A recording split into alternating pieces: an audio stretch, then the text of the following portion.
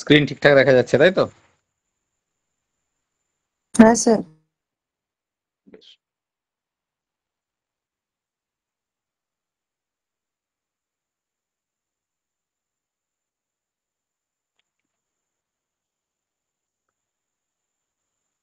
আজকে যে টপিক রয়েছে স্ক্রিনে দেখতেই পাচ্ছ তোমরা, ল্যাঙ্গুয়েজ স্কিলস। আমরা আলোচনা করব পেডাগজি, সেটা ইংলিশ ল্যাঙ্গুয়েজের ক্ষেত্রে। আমরা যখন সিলেবাস আলোচনা করেছিলাম বারে বারে বলেছিলাম যে চাইল্ড সাইকোলজি এবং পেডাগজি এটা খুব ইম্পর্টেন্ট পার্ট টেট পরীক্ষার ক্ষেত্রে। টেট সেটা প্রাইমারি সেকশন হতে পারে বা আবার প্রাইমারি সেকশন হতে পারে। এই দুটো সেকশনের ক্ষেত্রে আমরা দেখেছি যে পেডাগজি পার্টটা খুব খুব ইম্পর্টেন্ট এবং একটা স্কোরিং পার্ট। ফলে এই জায়গাতে প্রথম থেকে যদি ধারণা আমাদের খুব স্বচ্ছ থাকে, স্পষ্ট থাকে, স্কোর করার ক্ষেত্রে একদমই অসুবিধা হবে না। একটা সময় পরে গিয়ে মনে হবে যে সব প্রশ্নগুলো কেন পেডাগজি থেকে দিল না, কেন আবার গ্রামারের কিছু প্রশ্ন রাখলো, কেন আবার আনসিন থেকে কিছু প্রশ্ন দিল, পেডাগজি থেকে দিলেই সুবিধা হতো। এবার যখন বাংলা পড়বো তখন তার সাথে বাংলা পেডাগজি, যখন ইংলিশ ক্লাস করছি ইংলিশের সাথে ইংলিশ পেডাগজি করছি, সায়েন্স পড়বো যখন তার সাথে তার পেডাগজি রয়েছে, আর্টসের ইতিহাস ভূগোল পল সায়েন্স যখন পড়বো তারও পেডাগজি পড়তে হবে। বেসিক কনসেপ্ট এক হলেও সাবজেক্ট অনুযায়ী ব্যবহারের দিক থেকে তার কিছু তফাৎ আছে, কারণ প্রত্যেকটা সাবজেক্ট পড়ানোর নির্দিষ্ট কিছু রীতিনীতি আছে। যেভাবে বাংলা পড়ানো হয় ক্লাসে সেভাবে ইংরেজি পড়ানো হয় না, যেভাবে ইংরেজি পড়ানো হয় সেভাবে ইতিহাস পড়ানো হয় না। পেডাগজি জিনিসটাই হলো শিশুদের পড়ানো কিভাবে যাবে, কি চাইল্ড সাইকোলজি আমরা যেটা বলি, শিশু মনস্তত্ত্ব, সেই মনস্তত্ত্বের ধারণাকে গুরুত্ব দিয়ে শ্রেণীকক্ষে ছেলে মেয়েদেরকে কিভাবে তুমি আকৃষ্ট করবে, কিভাবে তাদের পাঠের প্রতি মনোযোগী করবে, কিভাবে পড়ালে তারা অনেক বেশি গতানুগতিক পাঠের তুলনায় এখানে বেশি আগ্রহী হবে, এই ধারণাগুলোই বর্তমানে পেডাগজির মধ্যে ইনক্লুড করা হয়েছে, যার জন্য এটা খুব বেশি জনপ্রিয়তা লাভ করেছে। এবং প্রত্যেকটি পরীক্ষাতেই এই টেটের যে পরীক্ষাগুলো সেখানে খুব খুব বেশি ওয়েটেজ ভ্যালু দেওয়া হয়। যারা সেন্ট্রাল টেট অলরেডি দিয়েছো তারা জানো সেখানে ওয়েটেজ ভ্যালু আরও বেশি, এখানে খানিকটা তবু কম, ওখানে আরও বেশি রয়েছে। এবং ম্যাক্সিমাম প্রশ্নটাকেই কাভার করে দেওয়া হয় পেডাগজির পার্ট থেকে। তার একটা অংশ ল্যাঙ্গুয়েজ স্কিল, যেহেতু আমরা ল্যাঙ্গুয়েজের ক্লাসে আলোচনা করবো পেডাগজি, তো সেটা জানতে গেলে প্রথমে আমাদেরকে ল্যাঙ্গুয়েজের স্কিলগুলো জানতে হবে। কতগুলো স্কিল রয়েছে, কিভাবে সেই স্কিলগুলো ডেভেলপমেন্ট করা যায় একটা শিশুর মধ্যে, সেগুলো প্রথম থেকে মন দিয়ে শোনো, একদম গল্পের মতো করে শোনো, খুব সুন্দর একটা ধারণা তৈরি হবে। প্রথমে জিজ্ঞেস করি আমাদের কটা স্কিল আছে বলতে পারবে কেউ? ল্যাঙ্গুয়েজের স্কিল খুব কমন প্রশ্ন একটা। ল্যাঙ্গুয়েজ চারটে। চারটে স্কিল রয়েছে, কি কি? Language listening, speaking, reading, writing, LSRW। Very good. Listening, speaking, reading and writing বলেই দেওয়া আছে যে চারটা আমাদের বেসিক স্কিল রয়েছে, এই জায়গায় মেনশন করা আছে 4 বেসিক ল্যাঙ্গুয়েজ স্কিলস, চারটে স্কিল রয়েছে। যেটা বললে একদম সঠিক উত্তর দিয়েছ, listening, speaking, reading and writing. আমাদের ল্যাঙ্গুয়েজের এই চারটে স্কিল রয়েছে, লিসেনিং, স্পিকিং, রিডিং, রাইটিং। এবার এর যে সিকোয়েন্স, এই সিকোয়েন্সে মনে রাখতে হবে, কখনো স্পিকিংটা আগে হবে না, রিডিংটা পর, মানে রাইটিং এর আগে হবে না, এমনটা হবে না। এই যে সিকোয়েন্স দেওয়া রয়েছে অর্থাৎ LSRW, এই সিকোয়েন্সেই কিন্তু মনে রাখতে হবে, এই সিকোয়েন্সেই সিস্টেমেটিক ওয়েতে কিন্তু স্কিলগুলো ডেভেলপমেন্ট করতে থাকে। উদাহরণস্বরূপ বলা যাবে, ধরো আমি ক্লাসে এলাম, এসে প্রথমে কিছু কথা বললাম, তোমরা স্ক্রিন ঠিকঠাক দেখতে পাচ্ছ কিনা, সাউন্ড ঠিক মতো শুনতে পাচ্ছ কিনা, এই যে কথাগুলো বললাম, এই কথাগুলো তোমাদের মানে স্টুডেন্টদের দিক থেকে কি হলো বলো তো? লিসেনিং। এই যে স্কিলগুলোর কথা বলা হয়েছে, এই যে সিকোয়েন্সের কথা বলা হয়েছে, এই সবগুলোই কিন্তু স্টুডেন্টের দিক থেকে, নট ফর টিচার। এগুলো সব স্টুডেন্টস পার্সপেক্টিভে দেওয়া আছে। ক্লাসে যখন স্যার যে প্রথম কথা বললেন তারপরে কি হলো, শিশুর লিসেনিং হলো, শিক্ষার্থী লিসেনিং হলো, তোমরা শুনলে, তারপর কি করলে, হ্যাঁ স্যার স্ক্রিন দেখা যাচ্ছে কি দেখা যাচ্ছে না, সাউন্ড শোনা যাচ্ছে কি শোনা যাচ্ছে না, কিছু একটা কথা বললে তোমরা, স্পিকিং। তারপর কি হলো, স্ক্রিনটা তোমরা যখন দেখতে পেলে, সেখানে যখন প্রজেক্ট করা হচ্ছে, প্রেজেন্টেশন করা হচ্ছে, তখন তোমরা স্ক্রিনে কিছু লেখা দেখতে পাচ্ছ, তোমরা সেই লেখাটা পড়ার চেষ্টা করছো, কি হচ্ছে তোমাদের রিডিং স্কিল। তারপর এগুলোকে তোমরা তোমাদের খাতায় নোট ডাউন করার চেষ্টা করছো। কি হচ্ছে? Writing skill. নিশ্চয়ই ক্লাসের শুরুতেই, একদম শুরুতেই যখন আমি বললাম স্ক্রিন দেখতে পাচ্ছ, তোমরা কেউ নিশ্চয় লেখনি। স্ক্রিন দেখতে পাচ্ছ? হ্যাঁ স্যার। লেখনি নিশ্চয়ই। তখন শুনেছিলে, তারপর বলেছিলে, তারপর স্ক্রিনের লেখাগুলো পড়ছো, পড়ার সাথে সাথে আবার শোনা হচ্ছে। রিডিং স্কিলের মধ্যে দুটো চলে, রিডিং প্লাস লিসেনিং। শিশুদের বলা হয়, ছোট শিশুদের জোরে জোরে পড়ো, বাচ্চা শিশুদের বলা হয় দেখো বাড়িতে জোরে জোরে পড়ো। দুটো তিনটে কারণ রয়েছে, তার একটা অন্যতম কারণ হচ্ছে সে যেন নিজের পড়াটা নিজে শুনতে পায়। যখন স্টেজে কেউ পারফর্ম করেন কোনো শিল্পী, তখন দেখবে স্পিকারের মুখগুলো কিছুটা আমাদের দিকে দেওয়া থাকে, কিছু স্পিকারের মুখ যারা পারফর্ম করছেন, পারফর্মার, তাদের দিকে মুখটা ঘোরানো থাকে। কেন বলতো? কারণ নিজের কথাটা যদি নিজে শুনতে না পায়, সে গান গাইতে পারবে না। ঠিক সেরকম শিশু যদি নিজের পড়াটা নিজে না শুনতে পারে, তাহলে তার কিন্তু ল্যাঙ্গুয়েজ ডেভেলপমেন্ট হবে না, তার কনসেপ্ট ক্লিয়ার হবে না, তার লার্নিং হবে না। সব শেষে আছে রাইটিং স্কিল, তুলনামূলকভাবে অনেকটা টাফ। বলা হয় লিসেনিং, স্পিকিং, রিডিং এই তিনটে স্কিলের যদি ঠিকঠাক মতো ডেভেলপমেন্ট হয়ে যায়, তারপরে গিয়ে রাইটিং স্কিলের ডেভেলপমেন্ট হয়। তার মানে তুলনামূলকভাবে সোজা লিসেনিং, তারপর স্পিকিং, তারপর রিডিং ও রাইটিং। যদি একদম ছোট্ট শিশুর কথা ভাবো, একদম ছোট্ট সদ্যজাত শিশু, আগের দিনই তোমরা আলোচনা শুনছিলে ল্যাঙ্গুয়েজ অ্যাকুইজিশন, ল্যাঙ্গুয়েজ লার্নিং, যেখানে বলা হয়েছিল জন্মের পর থেকে ল্যাঙ্গুয়েজ অ্যাকুইজিশন স্টার্ট হয়ে যায়। এই যে ল্যাঙ্গুয়েজ অ্যাকুইজিশন স্টার্ট হয়ে গেল, তার মানে তার লিসেনিং শুরু হয়ে গেল। লিসেনিং যখন থেকে শুরু হলো, তখন থেকে তার কিন্তু ল্যাঙ্গুয়েজ অ্যাকুইজিশন যেটা বলছি আমরা, আয়ত্তীকরণ বা আত্মীকরণ, সেটা তার স্টার্ট হয়ে যাচ্ছে। লিসেনিং, ছোট্ট শিশু শুনতে শিখে যায়, শুনতে শুনতে শুনতে শুনতে অনেক দিন পরে একটা দুটো শব্দ, সেটা বিভিন্ন তার স্টেজ রয়েছে, ব্যাবলিং, কুইং, বিভিন্ন যে স্টেজ রয়েছে, সেই স্টেজের মাধ্যমে সে আস্তে আস্তে করে বলতে থাকে, তখন তার স্পিকিং হলো। যখন কথা বলতে শিখে যায়, আমরা দেখবে বাচ্চাদেরকে ছড়ার বই এনে দিই, ছড়ার বই পড়ো, দ্যাট ইজ রিডিং। আরো কিছুদিন পর তার হাতে খড়ি করা হয়, যখন তাকে লেখা শেখানো হয়, রাইটিং। কিন্তু একটা সদ্যজাত শিশুকে কখনোই লেখানো হয় না বা বই পড়ানো হয় না। দেখো এই সেই স্টেপেই হবে লিসেনিং, স্পিকিং, রিডিং, রাইটিং। ফলে এটা পেডাগজির জন্য কোনো থিওরি নয়, পেডাগজির কোনো কনসেপ্ট নয়, এটা থিওরিটিক্যাল বিষয় নয়, এটা অলরেডি আমাদের ডে টু ডে লাইফের প্রতিনিয়ত এই সিকোয়েন্সেই ঘটে চলেছে। পেডাগজি মুখস্থ করার জিনিস নয়, পেডাগজি উদাহরণ দিয়ে মনে রাখার জিনিস। যদি উদাহরণ দিয়ে মনে রাখি, এর থেকে সোজা জিনিস নেই। এই সিকোয়েন্সটা পরীক্ষায় পড়ে যে চারটা স্কিলের কি কোন সিকোয়েন্সে ডেভেলপমেন্ট হয়। প্রথমে কোনোটায় স্পিকিং দিয়ে দেবে, রিডিং দিয়ে দেবে, কোনোটায় রাইটিং দেবে, কোনোটায় লিসেনিং দিয়ে থাকবে। মুখস্থ করতে গিয়ে বিরাট জটিল, কনফিউশন হবে। গল্পটা মনে রাখতে পারলে কোনোদিনই ভুলবো না। প্রত্যেকটা পেডাগজির কনসেপ্টের সাথে একটা করে গল্প মনে রাখতে হবে, এবং সেই গল্পটা অবশ্যই আমাদের life centric, related to our own life. এটা কোনো বাইরের কোনো ঘটনা নয়, অন্য জগতের কোনো ঘটনা নয়, অন্য দেশের কোনো ঘটনা নয়। It is purely related to our own life. It is very easy to remember. If you can remember the story, you can easily identify the concept. You can easily identify which one is the correct answer. Right? সুতরাং pedagogy মুখস্থ করার জিনিস নয়, pedagogy বোঝার জিনিস। এবার দেখো, যখন আমরা এই চারটা স্কিলের কথা বললাম, এই চারটা স্কিলের মধ্যে আবার দুটো কনসেপ্ট রয়েছে। চারটা স্কিল কিন্তু একই রকম নেচার নয়, তাদের প্রকৃতি একই রকম নয়। চারটা স্কিলের মধ্যে দুটো ভাগ হয়ে যাবে। একটা ভাগ হবে রিসেপটিভ, রিসেপটিভ, আর একটা ভাগ হয়ে যাবে প্রোডাক্টিভ। রিসেপটিভ আর প্রোডাক্টিভ। রিসেপটিভ নামটা শুনে বোঝা যাচ্ছে, যার মাধ্যমে আমরা কিছু রিসিভ করব। Receptive skills means skills through which we can receive some information, we can receive some knowledge. So এই যে চারটা skill, listening, speaking, reading, writing, there are two skills which are receptive skill, and there are two skills which are productive skill. Can you identify which two skill we can say as receptive skills? Sir listening আর রিডিংটা হচ্ছে receptive, আর speaking আর রাইটিংটা হচ্ছে productive. বেশ, বৃষ্টি বলো কি বলছো তোমার মতে? লিসেনিং আর রিডিং হচ্ছে রিসেপটিভ, আর স্পিকিং আর রাইটিং হচ্ছে প্রোডাক্টিভ। বেশ, তার মানে রিসেপটিভের ঘরে আমরা অনায়াসে লিখতে পারি লিসেনিং,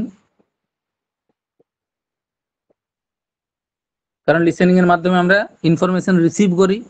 রিসেপটিভ, রিসেপশন, দেখবে যখন কোনো তুমি অফিসে যাবে, একটা বললাম রিসেপশনিস্ট, কি উদ্দেশ্য তার?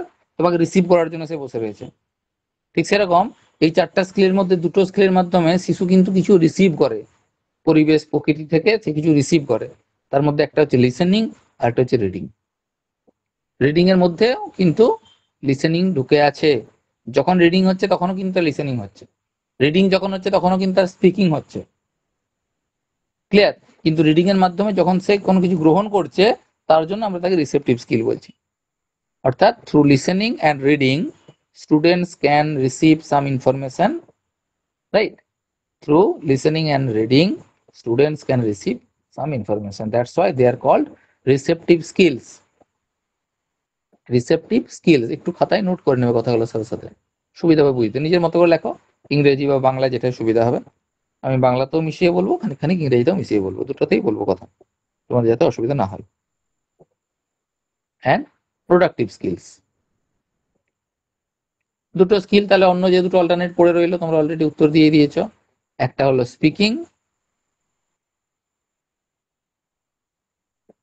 আর একটা হলো writing.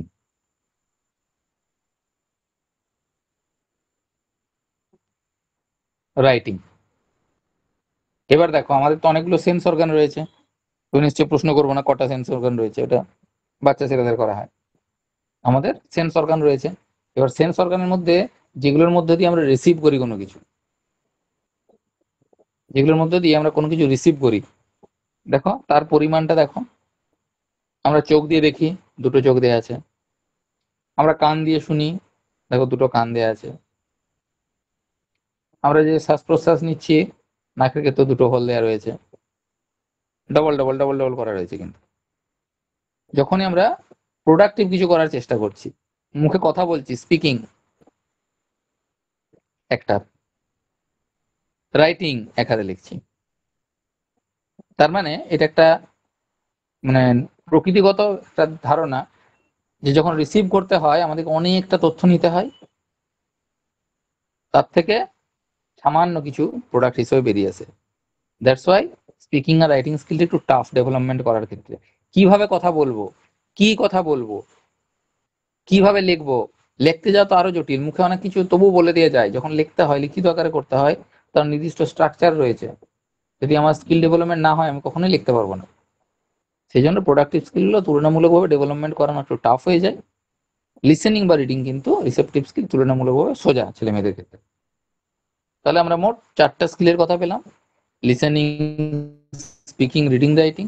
Among them listening and reading, they are called receptive skill because through them we can receive some information. And the other two, that is speaking and writing, they are called productive skill because through these two skills, speaking and writing, we can produce something new, right? আমি কোনো গল্প লিখলাম, আমি একটা কবিতা লিখলাম, আমি একটা রচনা লিখলাম, একটা কিছু প্রোডাক্ট তৈরি হচ্ছে। প্রোডাক্টিভ স্কিল মানে through which we can prepare something new, new product. একটা রচনা লেখা হলো, সেটাও একটা প্রোডাক্ট। একটা গল্প বললাম, সেটাও একটা প্রোডাক্ট। অর্থাৎ নতুন কিছু তৈরি করতে পারছি, নতুন কিছু দিতে পারছি। স্পিকিং আর রাইটিং এর মাধ্যমে কিছু দেয়া যায়, লিসেনিং আর রিডিং এর মাধ্যমে কিছু নেওয়া যায়। এই বেসিক ধারণা চারটা আমাদের স্কিল রয়েছে। আবার বলছি, এগুলো স্টুডেন্টদের, এই যে স্কিল ডেভেলপমেন্টের কথা বলা হচ্ছে, ল্যাঙ্গুয়েজ স্কিলের কথা বলা হচ্ছে, এগুলো কিন্তু স্টুডেন্টদের জন্য। টিচারের স্কিল কিন্তু আলাদা, সেটা টিচিং এর স্কিল। এই যে স্কিলগুলো বলা হচ্ছে এগুলো ল্যাঙ্গুয়েজ স্কিল, মানে এগুলো সবই কিন্তু লার্নিং এর স্কিল। 4 বেসিক ল্যাঙ্গুয়েজ স্কিল, এগুলো সব কিন্তু লার্নিং এর জন্য। টিচিং এর কিন্তু প্রচুর স্কিল রয়েছে। যারা মাইক্রো টিচিং অলরেডি করে এসেছে তারা জানো, আমাদের যদিও 6টা আর অফিসিয়ালি 5টা, কিন্তু রয়েছে 130-এর ওপর স্কিল, যার মধ্যে আমাদেরকে 6টা করতে হয়। আর প্রাইমারি সেকশনে আমরা দেখেছি 5টা স্কিল আমাদের প্র্যাকটিস করতে হয়। সেটা টিচিং এর জন্য, টিচারের জন্য সেগুলো টিচিং এর স্কিল বলা হয়। এই যে স্কিল বলছি লার্নিং এর, এবার বুঝতে হবে পরীক্ষার প্রশ্নটা কি বলেছে। টিচিং এর স্কিল বলেছে কি, তাহলে কিন্তু কনসেপ্টটা সম্পূর্ণ আলাদা হয়ে যাবে। সেখানে ইন্ট্রোডাকশন স্কিল রয়েছে, সেখানে এক্সপ্লানেশন স্কিল রয়েছে, সেখানে ব্ল্যাকবোর্ড ওয়ার্ক স্কিল রয়েছে, সেখানে কোশ্চেনিং স্কিল রয়েছে, সেখানে স্টিমুলাস ভেরিয়েশন স্কিল রয়েছে এবং স্কিল অফ ক্লোজার, এই 6টা স্কিল রয়েছে আমাদের। সেটা টিচারের জন্য, টিচারের ডেভেলপমেন্টের জন্য টিচিং এর স্কিল। পরীক্ষায় যখন বলবে ল্যাঙ্গুয়েজ স্কিল, যদি মেনশন না করে দেয়, শুধু ল্যাঙ্গুয়েজ স্কিল বলে বা লার্নিং স্কিল বলে, তাহলে আমাকে ধরেই নিতে হবে স্টুডেন্ট। লার্নিং মানেই তো লার্নার, দুটো তো শব্দ, one is teacher and teaching, learner, learning, এই তো। টিচিং মানে রিলেটেড টু টিচার, লার্নিং মানে রিলেটেড টু লার্নার, তাহলে বুঝতে কোনো অসুবিধা নেই। তাহলে ল্যাঙ্গুয়েজ স্কিল বা লার্নিং এর স্কিল বলা মানেই হচ্ছে কিন্তু এই চারটা স্কিল, কোনো কনফিউশন নেই। টিচিং এর যদি স্কিল বলে, কখনোই প্রশ্ন করবেন না যে হাউ মেনি স্কিলস আর দেয়ার, এটা প্রশ্ন করবে না। কিন্তু লিসেনিং স্কিল কিভাবে ডেভেলপ করব, স্পিকিং স্কিলের ডেভেলপমেন্ট কি করে করা যাবে, তখন উত্তরগুলো সবই আমাকে দিতে হবে স্টুডেন্টদের দিক থেকে, ঠিক আছে। এবার এই যে চারটা স্কিলের কথা বলা হচ্ছে, এর জন্য আবার দুটো প্যারামিটার দিয়ে দেওয়া হয়েছে। এক number, the mode of communication, it may be oral or written. The direction of communication, receiving or producing, দুটো ধারণা, যার মধ্যে অলরেডি আমরা এটা আলোচনা করে নিলাম, রিসেপটিভ আর প্রোডাক্টিভ। রিসিভিং মানে receptive skill, producing productive skill, এইভাবে আমরা ছক কেটে নিয়েছি। এছাড়াও আরেকটা প্যারামিটার আমাদের রয়ে গেছে, সেটা কি, মোড অফ কমিউনিকেশন। কমিউনিকেশনটা কিভাবে হবে, এই পয়েন্টটা, ইট মে বি ওরাল আর ইট মে বি রিটেন, দুটো পদ্ধতি বলা আছে। এবার এই চারটা স্কিলকে আবার ভাগ করতে পারবো, কোন দুটো তাহলে ওরাল হবে?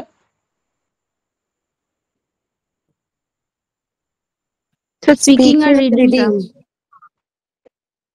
লিসেনিং ওরাল নয়? না স্যার। না স্যার। লিসেনিং ওরাল নয়, তাহলে লিসেনিং কি রিটেনে যাবে? লিসেনিং কি অদ্ভুত। না স্যার, লিসনিং ওরাল। আরে ছোটবেলায় যখন তোমরা স্কুলে পড়তে, একটা ওরাল হতো, ভাই বাবা ওরাল বলতো, পরীক্ষা হতো, সেখানে কি করা হতো? টিচার প্রশ্ন করতেন, ছেলেমেয়েরা উত্তর দিত, তাই না? ওরালে তো তোমার, যদি লিসেনিংটাকে ওরালে না রাখি, তাহলে লিসেনিংটা যাবে কোথায়? রিটেনে কি করে লিসেনিং হবে তোমার? ওরাল স্কিল দুটো, লিসেনিং এন্ড স্পিকিং। বলাই হতো আগে, এখন যেমন বলা হয় ভাই বা ইন্টারভিউ, আগে বলা হতো ওরাল টেস্ট। স্কুলে আমাদের সময় হতো ওরাল টেস্ট, নামটাই ছিল ওরাল টেস্ট, মানে মৌখিক প্রশ্ন করা হতো, মুখে মুখে প্রশ্ন করা হতো, স্যার প্রশ্ন করবেন, ছেলেমেয়েরা উত্তর দেবেন। ওরালের মধ্যে দুটো হচ্ছে, একটা হচ্ছে লিসেনিং আর একটা হচ্ছে স্পিকিং। লিসেনিং আর স্পিকিং। রিটেন যেটা রয়েছে, রিডিং যখন করি তখন তো রিটেন মেটেরিয়ালটাকে রিডিং করি আমরা, আর যখন লিখি তখন তো লেখাই হয়। যেটা আমরা পড়ি, যেটা লেখা রয়েছে সেটাকেই তো পড়তে পারি, না লেখা থাকলে তো পড়তে পারবো না। বোঝাতে পারছি কথাটা? এই যে তোমরা স্ক্রিনটা এই মুহূর্তে পড়ছো, আমি লিখে রেখেছি বলে তো তোমরা পড়তে পারছো, তাহলে ওটার মোড অফ কম্বিনেশন কি হচ্ছে? রিটেন। রিডিং অ্যান্ড রাইটিং ওটা হচ্ছে রিটেন মোড, আর লিসেনিং অ্যান্ড স্পিকিং সেটা হচ্ছে ওরাল। তাহলে এই দিক থেকে এক দুটো ভাগ হলো, আর রিসেপটিভ প্রোডাক্টিভ থেকে দুটো ভাগ হলো। ডিটেলস বলবো এগুলো আবার।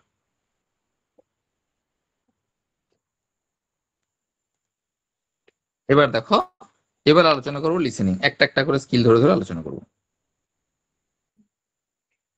তাহলে লিসেনিং কে কার মধ্যে রাখলাম?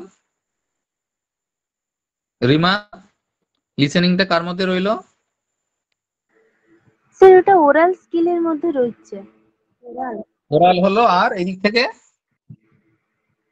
এদিক থেকে রাইটিং, আর এদিকে রিডিংটা হচ্ছে যে, না না, ওইটা বলছি না, এই লিসেনিংটা বলছি। ওরাল হলো, আর একটা কি হলো? দুটো তো ভাগ ওরাল, বললাম। হ্যাঁ ওরাল আর রিসেপটিভ স্কিল হলো। স্পিকিং। ওরাল আর রিসেপটিভ, ঠিক। লিসেনিংটা হলো ওরাল এবং রিসেপটিভ, এই দুটোর কম্বিনেশন।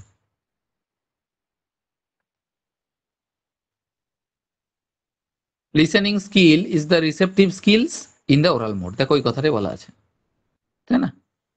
ওই কথাটাই বলা আছে যে রিসেপটিভ স্কিল এবং তার মোডটা কি হবে না? Oral mode. রিসেপটিভ স্কিল এবং ওরাল মোডে, অর্থাৎ মৌখিকভাবে আমরা কোনো কিছু শুনে শুনে যেটা কিছু আয়ত্ত করতে পারি, মনে রাখতে পারি, কিছু তথ্য জানতে পারি। When we speak of listening, what we really mean is listening and understanding what we hear. কথাটা ভালো করে বোঝো, এই ভাষাটা বুঝতে হবে এখানটা। খুব সুন্দর কথা বলেছে। আমরা যখন লিসেনিং এর কথা বলি, লিসেনিং মানে কিন্তু শুধু শোনা নয়, শুধু শুনে নিলাম মানে যে শোনা হয়ে গেল সেটা বলছে না, কিন্তু শোনার একটা নির্দিষ্ট ব্যাখ্যা আছে। শোনা মানে কি, যেটা আমরা শুনছি, what we really mean is listening and understanding what we hear. যেটা শুনলাম এবং শুনে যদি বুঝতে পারি তবেই আমার শোনা হবে। ঠিক যেমন কথা, আমরা বলি না কথা, ল্যাঙ্গুয়েজ, ভাষা, এই যে শব্দগুলো ব্যবহার করি, এর যে সংজ্ঞা আছে, মানে শব্দ হলেই যে সেটা ল্যাঙ্গুয়েজ হবে এমনটা কিন্তু নয়। সেখানে বলা আছে যে মানুষের ভোকাল কর্ড থেকে যে শব্দটা বা ধ্বনি সমষ্টি বেরিয়ে আসতে হবে এবং সেটা যেন অর্থপূর্ণ হয়। অর্থপূর্ণ না হলে কিন্তু সেটা ল্যাঙ্গুয়েজ হবে না, ডেফিনেশনে বলা আছে। ঠিক সেরকম লিসেনিং এর ডেফিনেশনে কি বলছে, শুধু কানে শুনলে হবে না, শুনে যদি তার অর্থটা বুঝতে পারি তবেই সেটা শোনা কমপ্লিট, তবেই সেটাকে বলবো লিসেনিং স্কিলের কমপ্লিট হয়েছে। মানে শুনলে লিসেনিং নয়, কিন্তু শুনে যদি বুঝতে পারি তবে গিয়ে লিসেনিংটা কমপ্লিট হচ্ছে। কারণ আমাকে তো রিসিভ করতে হবে ইনফরমেশনটা। যদি আমি জিনিসটা বুঝতে না পারি তাহলে তো ইনফরমেশনটা রিসিভ হলো না, তাহলে রিসেপটিভ হলো না, কিন্তু শুধু ওরাল হয়ে রয়ে গেল। কিন্তু এটা রিসেপটিভ স্কিল ওরাল মোডে। তাহলে শুধু শুনলে হবে না, আন্ডারস্ট্যান্ডিং হতে হবে। That means listening plus understanding. যখন লিসেনিং হলো ওরাল হয়ে গেল, যখন understanding what we here that is receptive.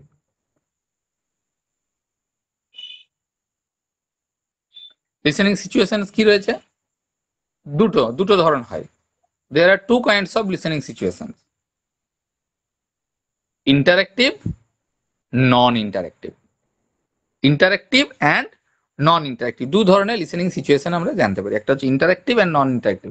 Interactive তো তোমরা জানো, ইন্টারেক্টিভ শব্দটা তো প্রায়ই ব্যবহার করা হয় ক্লাসে, বহুবার বলেছি। ইন্টারেকশন করতে হবে, ইন্টারেক্টিভ করতে হবে। এই ইন্টারেক্টিভের জায়গায় দুটো কনসেপ্ট প্রযোজ্য রয়েছে। একটা কনসেপ্ট কি, পুরোনো দিনের, পুরোনো আমলে একটা কনসেপ্ট রয়েছে। একটা হচ্ছে ওল্ড কনসেপ্ট আর একটা হচ্ছে নিউ কনসেপ্ট। আমরা আগেই বলেছি যা কিছু পুরনো সেটা নেগেটিভ, যা কিছু নতুন সেটা হচ্ছে পজিটিভ। তার মানে যা কিছু পুরনো সেটা হচ্ছে টিচার সেন্ট্রিক, তার মানে যা কিছু নতুন সেটা হচ্ছে চাইল্ড সেন্ট্রিক বা স্টুডেন্ট সেন্ট্রিক। অতীতে যে ইন্টারাকশনের কথা বলা হতো সেখানে ইন্টারাকশনটা ছিল ওয়ান ওয়ে ইন্টারাকশন। অতীতে যে ইন্টারাকশনের কথা বলা ছিল সেই ইন্টারাকশনটা হতো one way. That means teacher was the only person in the classroom who could speak.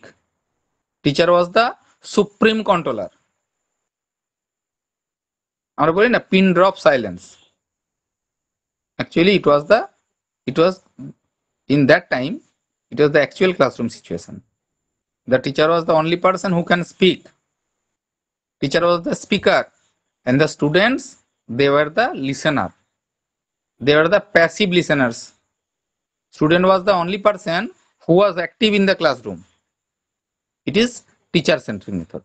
Teacher was the only person who was active in the classroom, and students, they were the learners or they were the actually listeners, passive listeners. শুধু নিষ্ক্রিয়ভাবে শ্রোতা হয়ে থেকে যেত তারা।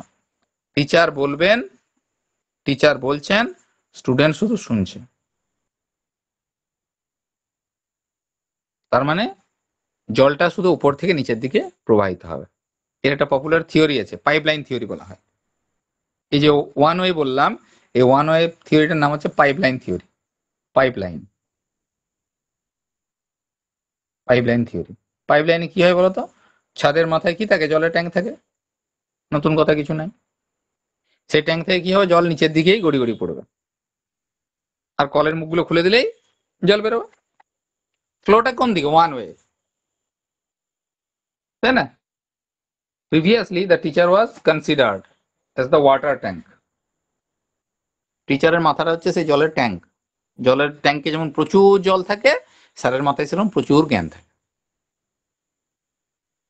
প্রবাহিত হয়ে কলের কাছে জল চলে গেল, ছোট ছোট কলগুলো হচ্ছে এক একটা করে শিক্ষার্থী। কিন্তু ওই কল থেকে জল কিন্তু ট্যাঙ্কে যাবে না, উল্টো ফ্লো হবে না, বোথ ওয়ে কিন্তু হবে না। ক্লিয়ার? তখন ওটাকে বলা হতো কমিউনিকেশন, ওয়ান ওয়ে কমিউনিকেশন। আগের যেটা ছিল ওল্ড কনসেপ্ট সেটা হচ্ছে ওয়ান ওয়ে কমিউনিকেশন। এখন সেটাকে বলা হচ্ছে ইন্টারেক্টিভ সিচুয়েশন। ইন্টারেক্টিভ মিনস হয় ইট ইজ বোথ ওয়ে। তার মানে এখন কিন্তু আর ওয়ান ওয়ে থাকছে না, এখন হয়ে গেছে বোথ ওয়ে।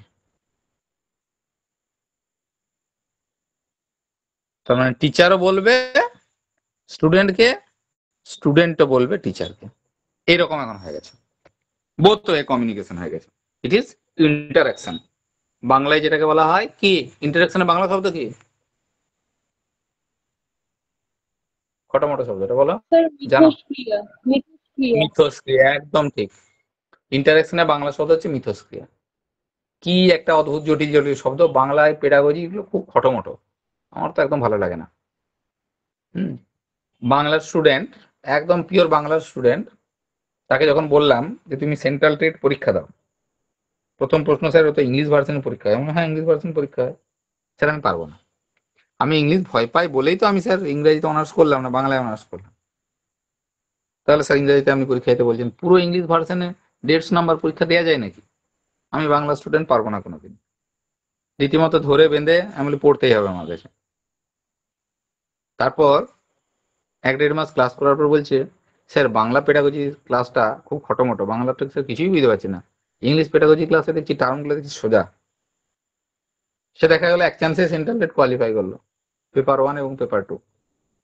সেইবারে বিএড থেকে তখন প্রাইমারিটা দেওয়া যেত, 22 সালে একটা নোটিফিকেশনে বিএড দেরকেও প্রাইমারিতে বসতে দেওয়া হয়েছিল।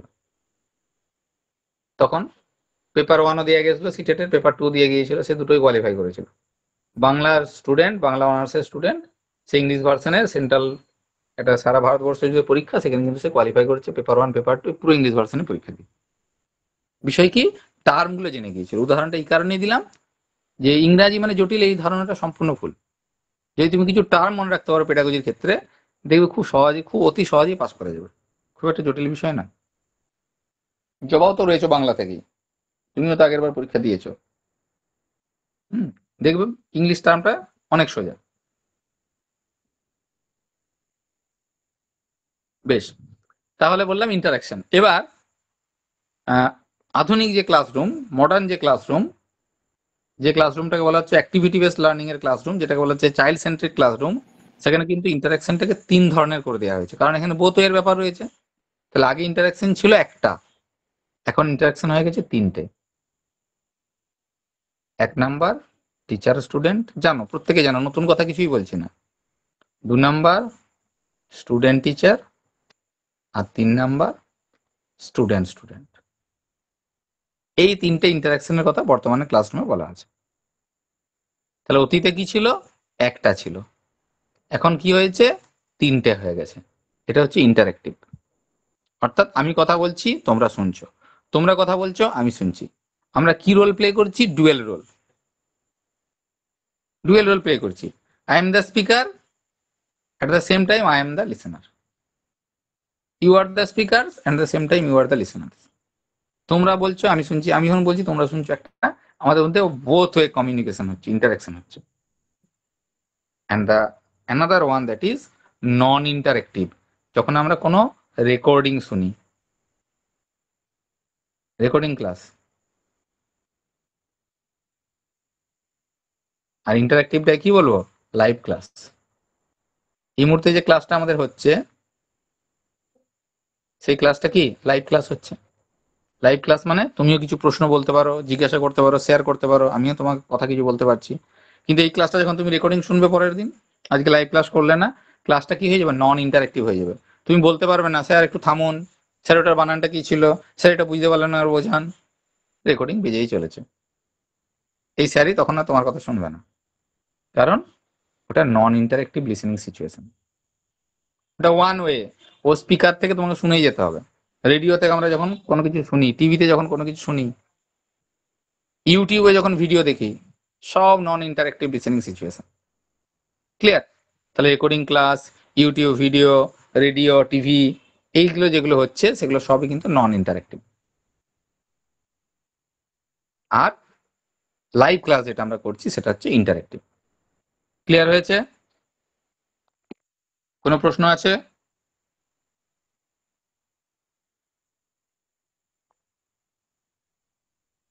সুপ্রিয়া বুঝতে পারছো?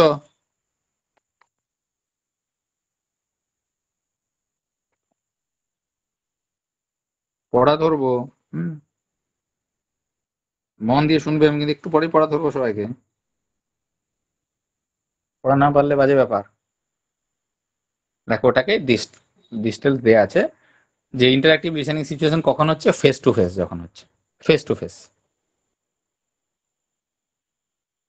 এবার ফেস টু ফেস মানে অফলাইন, অনলাইনটাও কিন্তু ফেস টু ফেস যখন আমরা এইভাবে ইন্টারঅ্যাক্ট করছি। আমরা ভিডিও কলিং করতে পারি, আমরা গুগল মিটে ভিডিও অন করে কথা বলতে পারি, আমরা এই যে কথা বলছি একসাথে অনেকজন কথা বলতে পারি। আমরা যখন টেলিফোন কল করছি সবসময় ভিডিও দেখতে হবে এমন নয়, যখন বোথ সাইড থেকে কথা বলা যাবে সেটাও ইন্টারঅ্যাক্টিভ। টেলিফোনে যখন কথা বলি তখন বোথ সাইডে কথা বলা যায়। কি করছি আমরা একই সাথে, দেখো দুটো রোল প্লে করছি, কি listening and speaking. Listening and speaking, একবার শুনছি একবার বলছি, তার মানে ডবল রোল হয়ে গেল। In which we have a chance to ask for clarification, repetition and slower speech from our conversation. আমাদের যে কনভারসেশন পার্টনার যারা রয়েছে তারা বলতে পারবে, স্যার এটা বুঝিয়ে দিন, স্যার এই জায়গাটা আরেকবার বলুন, স্যার একটু আস্তে আস্তে বলুন। কিন্তু রেকর্ডিং ক্লাসে হবে? দেখো তো হয় কিনা। হবে না, কারণ আমরা রেডিও শুনছি, টিভি দেখছি, সিনেমা দেখছি, কোনো বক্তব্য শুনছি, ইউটিউবে লেকচার শুনছি।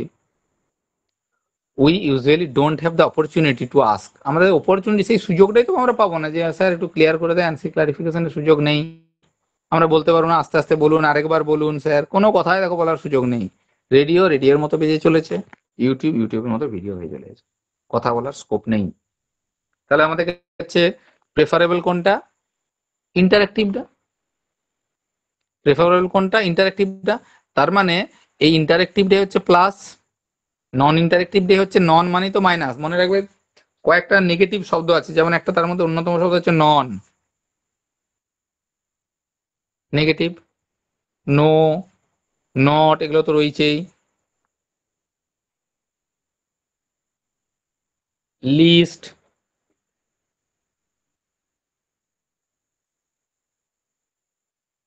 এই শব্দগুলো সব নেগেটিভ শব্দ। এগুলো থাকা মানে পেডাগজিতে এগুলো বাজে শব্দ, নেগেটিভ শব্দ। এই শব্দগুলো কখনো উত্তরের দিকে যাবে না।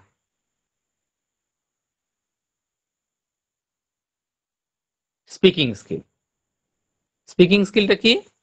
আগেই বলেছি প্রোডাক্টিভ স্কিল, কিন্তু মৌখিকভাবে, ওরালে, নট রিটেন ফর্ম। স্পিকিং কিন্তু প্রোডাক্টিভ, আগেরটা ছিল রিসেপটিভ, এটা হলো প্রোডাক্টিভ।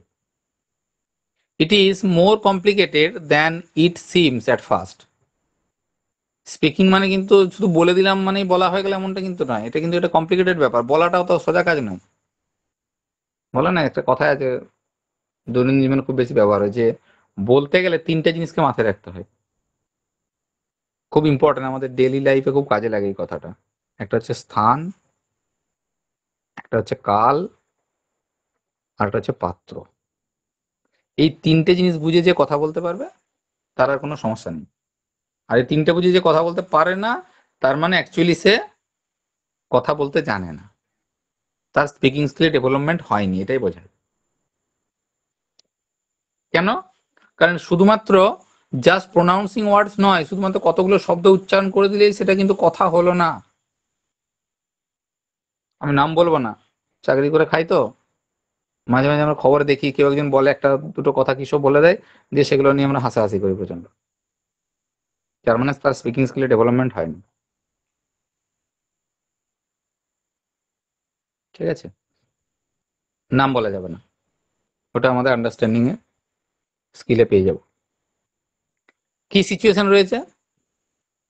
তিন ধরনের সিচুয়েশনের কথা বলা হচ্ছে, আগেরটাই দু ধরন পেয়েছিলাম।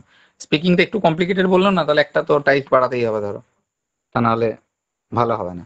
ইন্টারঅ্যাক্টিভ আলোচনা করে দিয়েছি, পার্সিয়ালি ইন্টারঅ্যাক্টিভ এটা একটু আলোচনা করতে হবে, আর একটা নন ইন্টারঅ্যাক্টিভ।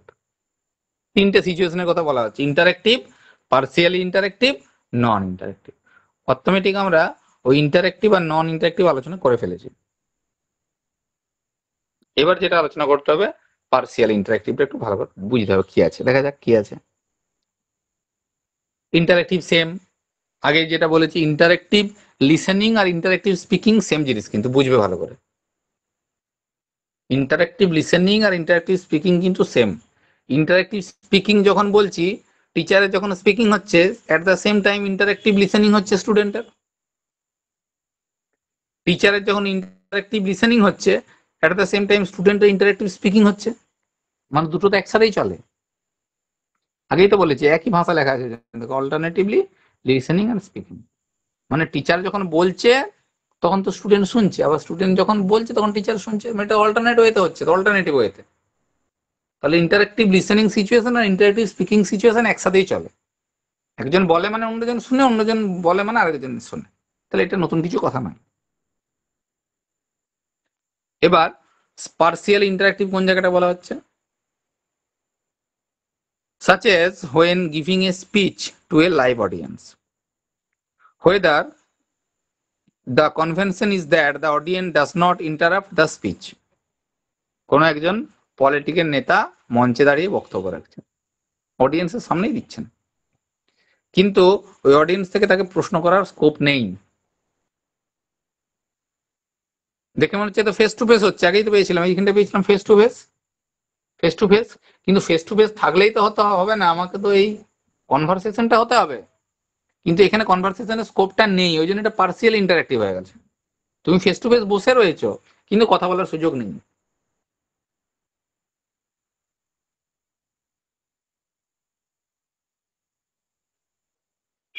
আবার মঞ্চটা এতই দূরে রয়েছে যে যিনি বক্তব্য রাখছেন, যিনি বক্তা, তার পক্ষে ওই স্টুডেন্টদেরকে, এই অডিয়েন্স যারা রয়েছে তাদেরকে দেখাটা অত সম্ভব নয়, বা তাদের এক্সপ্রেশন দেখে জাজ করাটা সম্ভব নয়।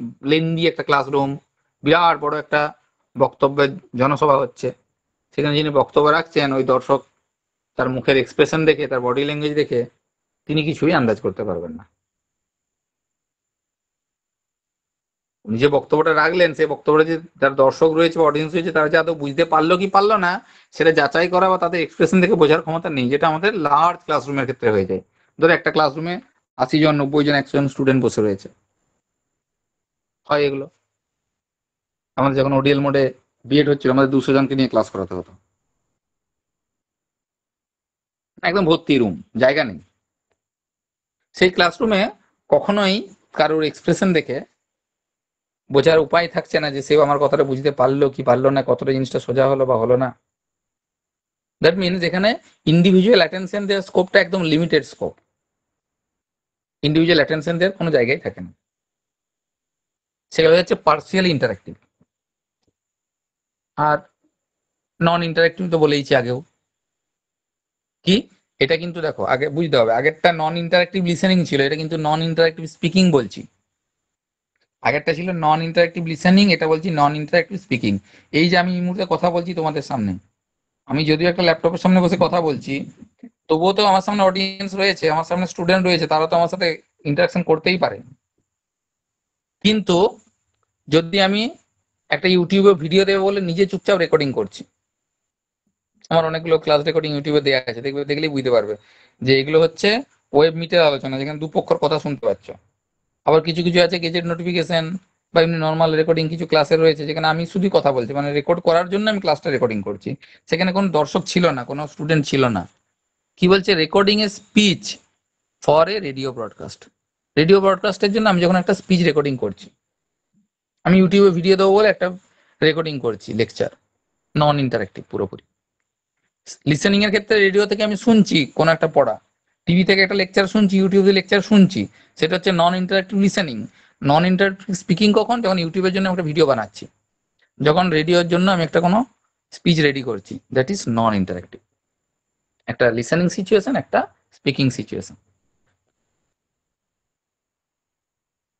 Next, reading. রিডিং কি? Receptive skill, written mode. প্রথম দুটো ওরাল হয়ে গেলে রিটেন চলে যাবে। It can develop independently of listening and speaking skill, but often develops along with them. এই যে রিডিং স্কিলটাকে অ্যাকচুয়ালি আমরা আলাদা স্কিল হিসেবে দেখছি, যে আলাদা একটা রিডিং স্কিল। কিন্তু খুব ভালো করে যদি ভাবি তাহলে রিডিং স্কিলটা কিন্তু একা একা সেভাবে ডেভেলপ করতে পারে না। কারণ তুমি যখন পড়বে, এই যে আমি লেখাটা পড়ছি, reading is the receptive skill in the written mode, এই যে আমি পড়লাম, পড়া মানে কি হলো, আমার স্পিকিং হলো তো। আর আমি যখন আমার কথাটাই বলছি, আমি তো আমার কানে আবার সেটা শুনতেও পাচ্ছি, লিসেনিংও তো হচ্ছে, তাই না?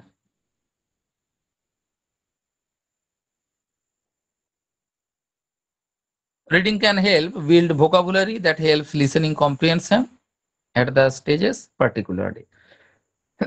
যখন রিডিংটা ভালো হয়, আমাদের বলি রিডিং অ্যান্ড কম্প্রিহেনশন, দেখবে আনসিন প্যাসেজের সাথে লেখাই থাকে বা সিন প্যাসেজে লেখা থাকে রিডিং অ্যান্ড কম্প্রিহেনশন, পড়ো এবং বুঝো, বোঝাটা ভালো হবে। বোধ পরীক্ষণ না কি বলে বাংলায়। যত বেশি পড়ার দক্ষতা ভালো হবে, স্কিল ডেভেলপমেন্টের একটা শর্ত হচ্ছে তার ভোকাবুলারি ডেভেলপমেন্টটা হবে। রিডিং স্কিলের সাথে এই ভোকাবুলারি ডেভেলপমেন্ট এই ওয়ার্ডটা রিলেটেড ওয়ার্ড। কোনো অপশনে যদি পাই রিডিং স্কিলের ভোকাবুলারি ডেভেলপমেন্ট, এটা আমরা টিক করে দেবো। যত যে পড়বে, এই যে খবরের কাগজ, কিছু লোকে নেশা দেয় খবরের কাগজ পড়া, যত বেশি তুমি খবরের কাগজ পড়ছো তত বেশি তোমার ওয়ার্ড স্টক বাড়ছে, কিন্তু ভোকাবুলারি ডেভেলপমেন্ট হচ্ছে, এটা ভাববার বিষয়। রিডিং স্কিলের সাথে ভোকাবুলারি ডেভেলপমেন্ট কথাটা যায়, লিসেনিং স্পিকিং তো হচ্ছেই, ভোকাবুলারি ডেভেলপমেন্টটা খুব বেশি হয়। কারণ এই ভোকাবুলারি ডেভেলপমেন্ট যদি বেশি না হয়, পরের যে স্টেপটা রয়েছে সেইটা আমরা করতে পারবো না। পরে কি আছে, রাইটিং আছে। রিডিং দক্ষতা ভালো না হলে লিখতে পারবো না।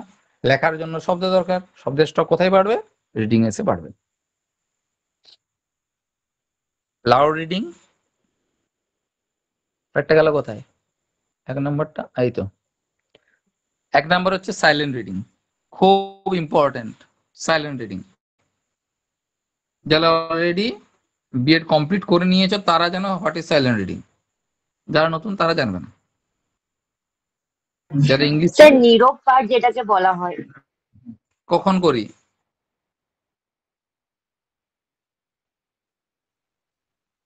নীরব পাঠটা এক্সামের সময় কোয়েশ্চেন পড়ার সময় করি নীরব পাঠটা, গল্প করার সময় বা ক্লাসরুমে। ক্লাসরুমে, স্যার লাইব্রেরিতে লাইব্রেরিতে, আচ্ছা বেশ। নীরব পাঠ, মনে মনে সাইলেন্ট মানে নীরব, আর রিডিং মানে পাঠ। তাহলে যেখানে যেখানে মনে মনে পড়া হয় সেটা নীরব পাঠ। এবার লাইব্রেরিতে লেখায় থাকে নিস্তব্ধভাবে পড়াশোনা করো, তাহলে নীরব পাঠ। কিন্তু আমাদের আলোচনাটা, যা কিছু আমরা আলোচনা করব সেটা উইদিন ক্লাসরুম, মাথায় মধ্যে আগে রেখে দাও। পেডাগজি মানে বাইরের কিছু ব্যাপার নয়, পেডাগজি মানে উইদিন দ্য ক্লাসরুম। ক্লাসরুমের লাইব্রেরির সঙ্গে গল্প নেই কিছু, ক্লাসরুম আলাদা, লাইব্রেরি রুম আলাদা। ক্লাসরুমে সাইলেন্ট রিডিং কখন হয়, ল্যাঙ্গুয়েজের ক্ষেত্রে সাইলেন্ট রিডিংটা হয় just after the loud reading. সে স্টুডেন্টদেরকে কোনো কিছু বোঝানোর পরে যখন বলা হয় যে একটু নিজেদের মনে মনে পড়ে নাও ক্লাসের না, মধ্যে। বলি এই যে লাউড রিডিং এর প্রথম স্টেপ হচ্ছে, অ্যাকচুয়াল স্টেপটা হচ্ছে লাউড রিডিং। আমার দেখবো ওই জন্য পিপিটিটা শুরু হয়েছে লাউড রিডিং দিয়ে, আমি সাইলেন্ট রিডিংটা অনেক পরে এনেছি। লাউড রিডিংটা প্রথম হচ্ছে ক্লাসে গিয়ে টিচার কিছু কথা বললেন, আগের দিন কি পড়িয়েছি তার পড়া ধরলেন, লেসনটাকে ইন্ট্রোডিউস করলেন, পাঠ ঘোষণা করলেন, তারপরে কি করলেন, টেক্সটটা লাউড রিডিং দিলেন। প্রথম কি হয়, লাউড রিডিং বাই টিচার, তারপরে হয় লাউড রিডিং বাই স্টুডেন্ট, দুজন কমপক্ষে। এবার একটা ক্লাসে দুজন স্টুডেন্টকে দিয়ে লাউড রিডিং করালাম, কিন্তু বাকি যারা বসে রইলো তারা তো লাউড রিডিং করতে পারলো না। সবাইকে দিয়ে যদি লাউড রিডিং করাতে যায় তাহলে পুরো ক্লাসটা তো ওখানেই শেষ হয়ে গেল, বাকিটা এগোবে কোথায়? তখন কি করা হয়, সমস্ত স্টুডেন্টদেরকে একবার বলা হয় সাইলেন্ট রিডিং করো। এর উপকারিতা কি, এক নাম্বার হচ্ছে তাদের কনসেন্ট্রেশনের ডেভেলপমেন্ট হয়। দু নাম্বার, একই সময় 50 জন কেন 100 জন যতজনই বসে থাকে তারা একই সময় পড়তে পারবে। লাউড রিডিং এর অসুবিধা কি হচ্ছে, ওয়ান এট এ টাইম, তুমি পড়লে তখন অন্যজনকে শুনতে হবে।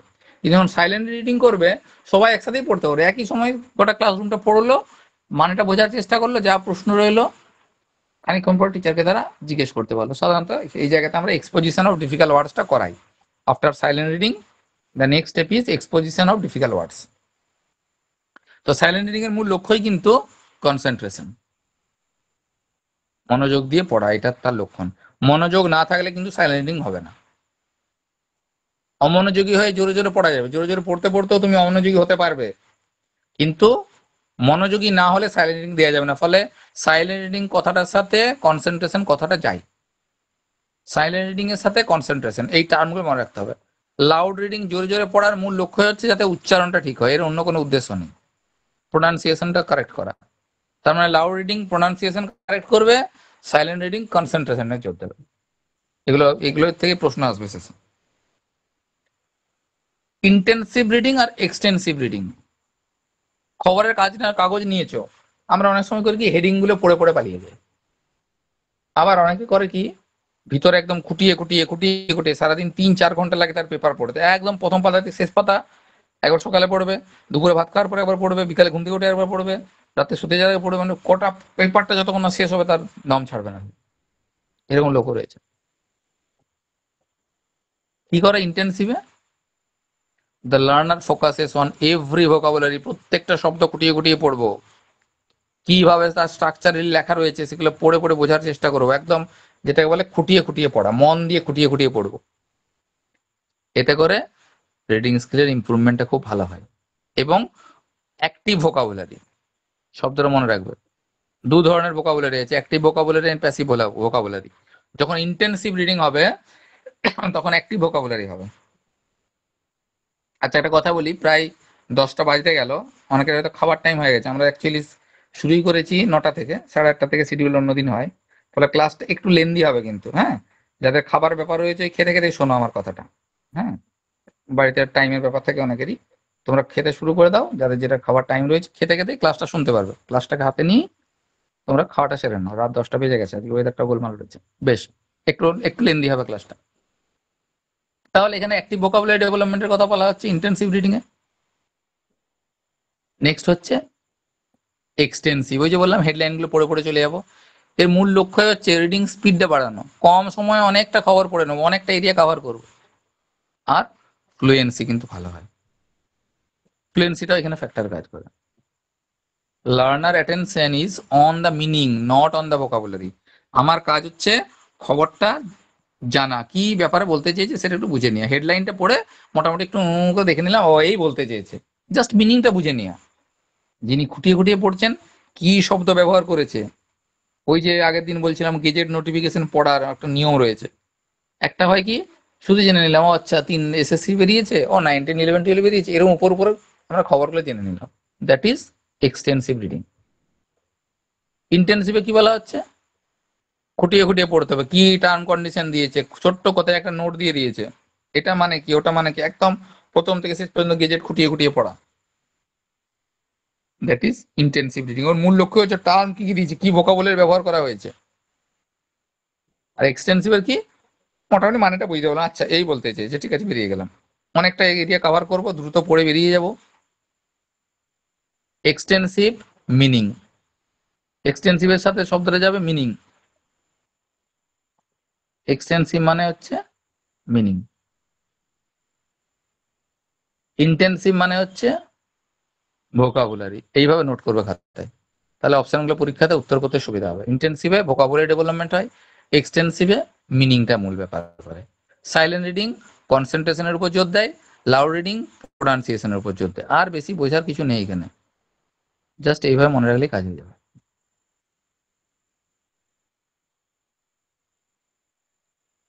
আর দুটো ওয়ার্ড প্রতিবারে পরীক্ষাতে দেয়, স্কিমিং আর একটা শব্দ হচ্ছে স্ক্যানিং। ওই যেটা পড়লে একটু আগেই, ইন্টেন্সিভ আর এক্সটেন্সিভ।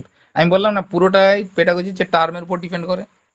টার্ম জেনেছো তো তোমার কাজ কমপ্লিট, টার্ম বুঝতে পারোনি তোমায় বলবে আমি তো স্যার পড়িনি। পরীক্ষায় তোমাকে ইন্টেন্সিভ রিডিং এক্সটেন্সিভ রিডিং বললো না, বললো স্কিমিং আর স্ক্যানিং। তুমি বললে সিলেবাসের বাইরে প্রশ্ন এসেছে স্যার করায়নি, করিয়েছে, তোমাকে যা বলেছি তুমি সব জানো কিন্তু ধরতে পারছো না।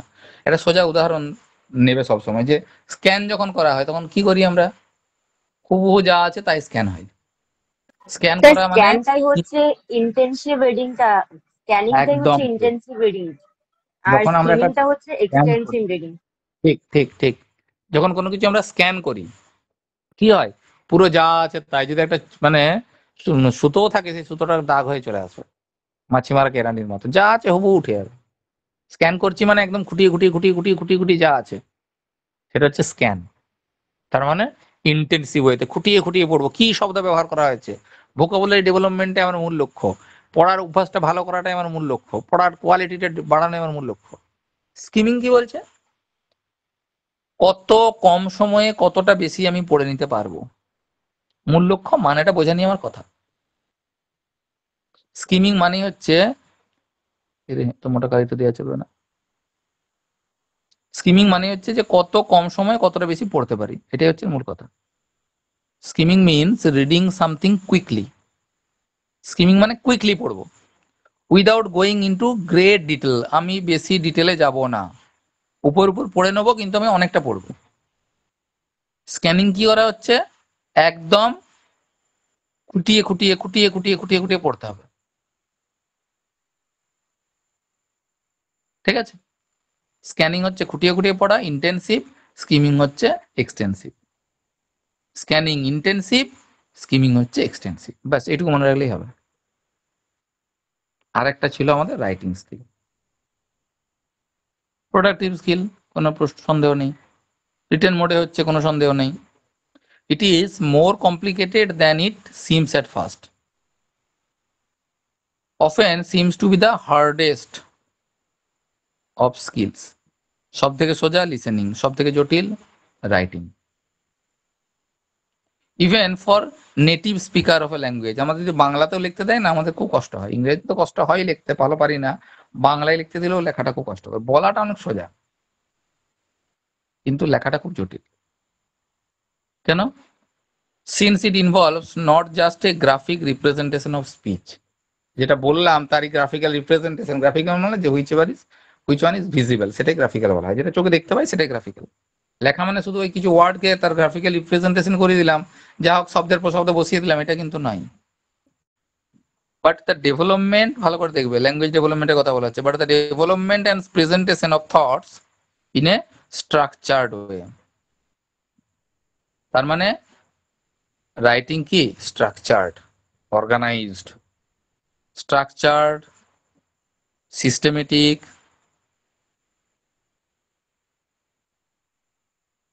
অর্গানাইজড, এগুলো একই ওয়ার্ড। তার মানে হচ্ছে রিজিড,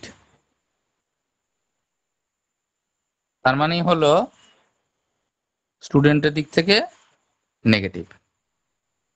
রাইটিংটা ছেলেমেয়েরা পছন্দ করে না, দেখবে, কারণ এটা খুব স্ট্রাকচার্ড ওয়েতে লিখতে হয়, খুব সিস্টেমেটিক ওয়েতে লিখতে হয়, এটা খুব টাফ। ওই জন্য ছেলেমেয়েরা কিন্তু রাইটিং স্কিলটা পছন্দ করে না। লিখতে দিলেই স্যার মুখে বলবো, তোমরা যদি বাচ্চা ছেলেদেরকে পড়া বলবে, পড়া জিজ্ঞেস করে মুখে দেবে, সুন্দর উত্তর দিচ্ছে, এটা লেখো তো, ম্যাডাম আজকে লিখবো না, স্যার আজকে লিখবো না, মুখে বলে দিই। কারণ রাইটিং স্কিল রিজিড, কারণ নির্দিষ্ট কিছু লেখার নিয়ম আছে, সেই নিয়মের মধ্যেই তোমাকে লিখতে হবে। এটা ফ্লেক্সিবল নয়, নমনীয় নয় রাইটিংটা।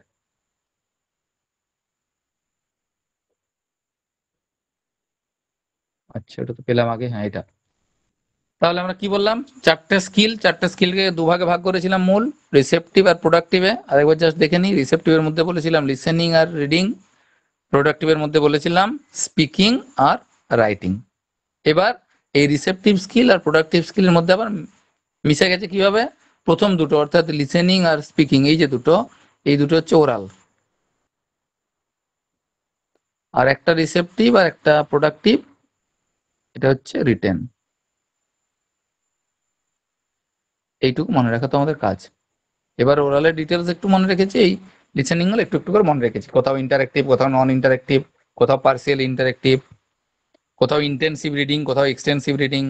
রাইটিং এর ক্ষেত্রে ওইসব ঝঞ্ঝাট কিছু নেই, আছে ওগুলো আমাদের ডিটেলসটা রাইটিং এ লাগে না। রাইটিং এর বিভিন্ন টাইপস আছে, যার মধ্যে একটা ইম্পর্টেন্ট হচ্ছে ক্রিয়েটিভ রাইটিং, খুব ইম্পর্টেন্ট, কিন্তু টেটে আলাদা করে ওই জায়গাটা ধরে না, ওটাই মেথড ক্লাসে লাগে। ওটা যেটা দেবে সেটা আমরা ব্রেনস্টর্মিং থেকে এমনি প্রশ্নটা উত্তর করে দিতে পারবো, ওটার জন্য আর রাইটিং এর প্রকারভেদ আমার প্রয়োজন হচ্ছে না। এই তো গেল স্যারের বকবক করা। এবার তোমাদের সময় এসেছে, এই সময় কেউ পালিয়ে যাবে না, হ্যাঁ, উত্তর দেওয়ার ভয়ে। আমি দেখেছি অনলাইন ক্লাসের এটার বিরাট অসুবিধা, দিয়ে পড়া ধরা শুরু করবো, সেই লেফট লেফট লেফট লেফট পালিয়ে গেল, কিছু বলার নেই, ধরুন পরে বলবে নেটওয়ার্ক খারাপ হয়ে গেছিল স্যার, নেট শেষ হয়ে গেছিল, চার্জ চলে গেছে, এসব বললে হবে না। আমি একটা একটি করে প্রশ্ন একজনকে ধরবো। ফার্স্ট প্রশ্ন, students need to brainstorm ideas, organise, draft, edit and revise their work. ভালো করে প্রশ্নটা পড়ো। Students need to brainstorm ideas, আইডিয়াগুলোকে ব্রেনস্টর্মিং করতে হবে। ব্রেনস্টর্মিং বাংলা হচ্ছে মস্তিষ্ক ঝঞ্ঝা। এই শব্দটা একটু আগেই বললাম, ক্রিয়েটিভিটি দিয়ে বোঝানো যাবে, আমি বলেই দিলাম ক্রিয়েটিভিটি।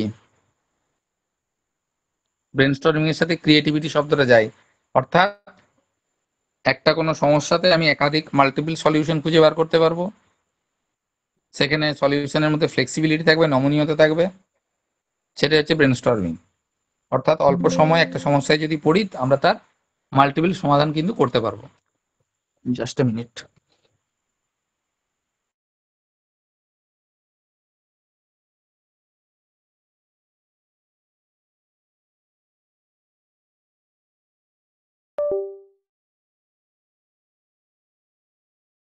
বেশ, নেক্সট বলেছে ideas, organise, draft, edit, revise. এটা কোন প্রসেসের মধ্যে আসছে ভালো করে দেখো। তো এটা রাইটিং স্কিল। উত্তর দেবে না, উত্তর দেবে না, আমি নাম ডাকবো, কোনো তাড়াহুড়ো নেই, আমি নাম ডাকবো। হাত তুলবে তোমরা শুধু, আমি নাম ডাকবো। দীপালি বলো। দীপালি। রাইটিং স্কিল হবে। কেন হবে?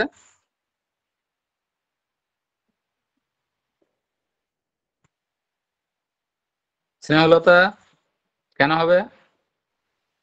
স্যার এখানে ক্রিয়েটিভিটি সেটাও মানে সাজাতে হয়, লিখতে হয়। অর্গানাইজও লেখার মধ্যেই পড়ে। ড্রাফট এন্ড এডিট, এডিট হচ্ছে সব থেকে বড় জরুরি, যেটা এডিট মানে না লিখে কোনো কিছু এডিট করা সম্ভব নয়। বেশ, এই জন্য এটা রাইটিং স্কিল। ঠিক ঠিক ঠিক ঠিক। দেখো এখানে আমি লিখেছিলাম একটা জায়গা, যদি খেয়াল করো, যে কেন বলেছিলাম ইয়েগুলো জানতে হবে আমাদেরকে।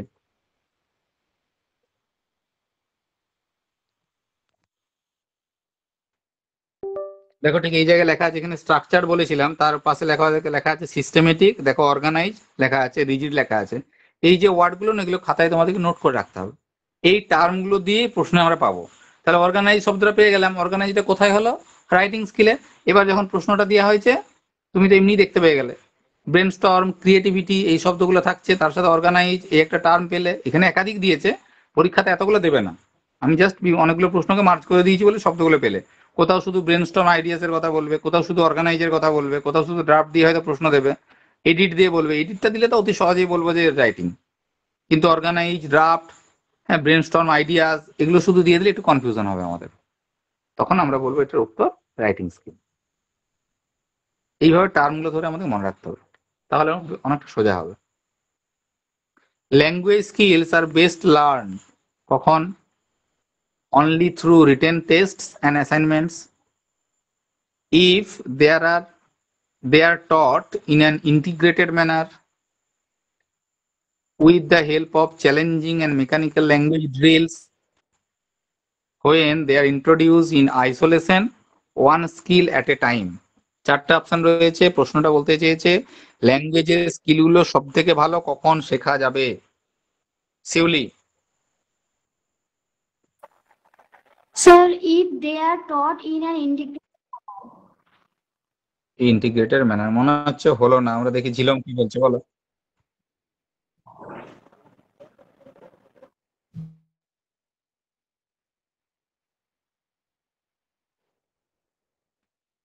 মোহনাজ।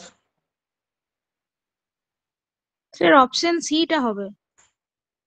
With the help of challenging and mechanical language drills. আচ্ছা, তার মানে একজন বলেছে বি হবে, একজন বলেছে সি হবে, এই তো ঝগড়া শুরু হলো। আচ্ছা, এবার দেখি আরেকজন তৃতীয় ব্যক্তি কি বলে। কোয়েল।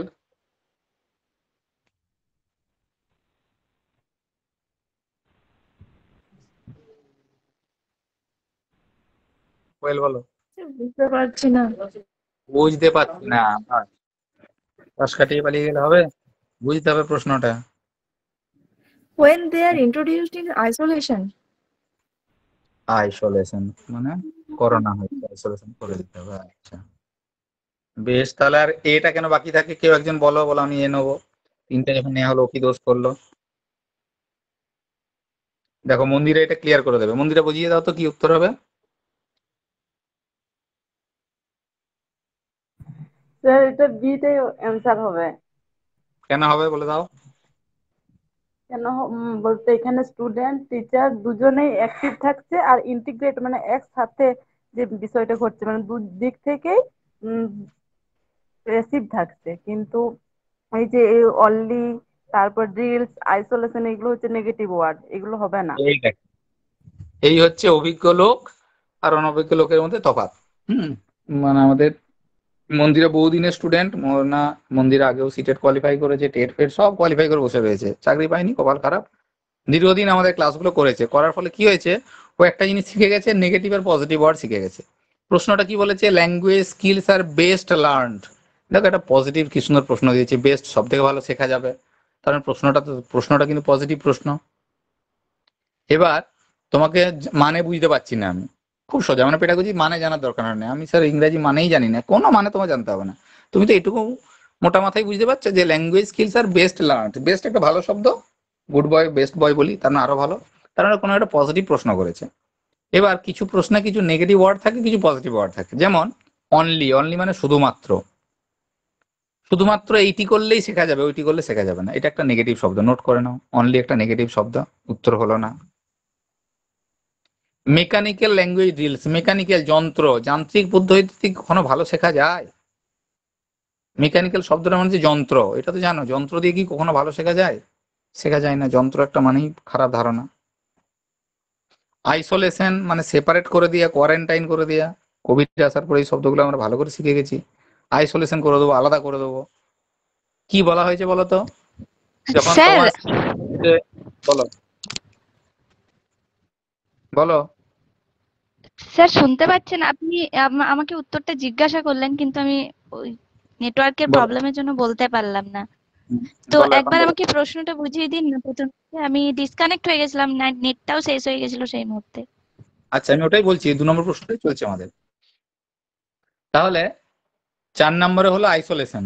আইসোলেশন মানে আলাদা করে দিই। আমরা কি বললাম, কথা বলতে যেও কানে শুনি, যখন বই পড়ি রিডিং হয়, রিডিং হতে যেও লিসেনিং স্পিকিং হয়, লিসেনিং স্পিকিং ভালো হলে, রিডিং ভালো হলে তবে গিয়ে রাইটিং হবে। এগুলো তো ইন্টার রিলেটেড, ইন্টার কানেক্টেড, একটার সাথে একটা স্কিল, এগুলো তো সেপারেটলি শেখা যায় না।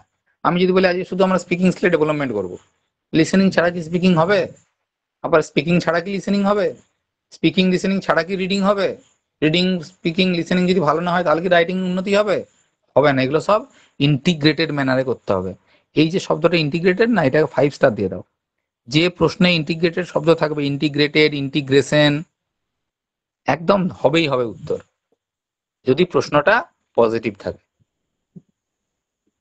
যদি মানে বুঝতে নাও পারো, এরকম কিছু টার্ম ধরে তুমি উত্তর করে দেবে, যেটা মন্দিরে বোঝালো যে অনলি নেগেটিভ শব্দ, মেকানিক্যাল নেগেটিভ শব্দ, আইসোলেশন নেগেটিভ শব্দ, কিন্তু প্রশ্নটা বলেছিল বেস্ট লার্ন, সব থেকে ভালো শেখা যাবে, ইন্টিগ্রেটেড একটা পজিটিভ শব্দ। এরকম প্রশ্ন সলভ করতে করতে আমরা 30-40টা এরকম ওয়ার্ড স্টক করবো, বেশি নয়, 30-40টা ওয়ার্ড যদি আয়ত্ত করে নিতে পারি, সমস্ত প্রশ্নের উত্তর আমাদের হাতের মুঠোয়। এটা তো একদম ফ্ল্যাট প্রশ্ন দিয়ে দিয়েছি, বলবে না কেউ। এটা যে শোনেনি পড়া তাকে জিজ্ঞেস করবো, দাঁড়াও আমি ঠিক খুঁজে বার করে নেবো কে পড়া শোনেনি।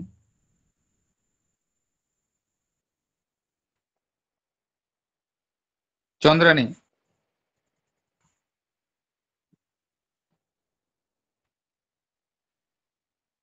চন্দ্রানী বলো,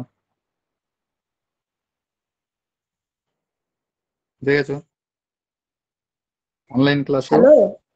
হ্যাঁ বলো। হ্যাঁ স্যার, আমি কোশ্চেনটা পড়ি, কারণ আমি একটু ওই অন্যদিকে ছিলাম। বলছি রিসেপটিভ স্কিল কোন দুটো, এই 4টার মধ্যে কোন অপশনটা হবে রিসেপটিভ স্কিল? রিসেপটিভ স্কিল, হ্যাঁ, এক মিনিট স্যার বলছি। Speaking and listening.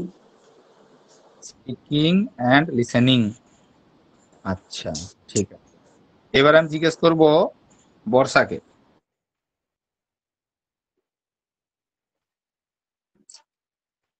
Listening and reading হবে।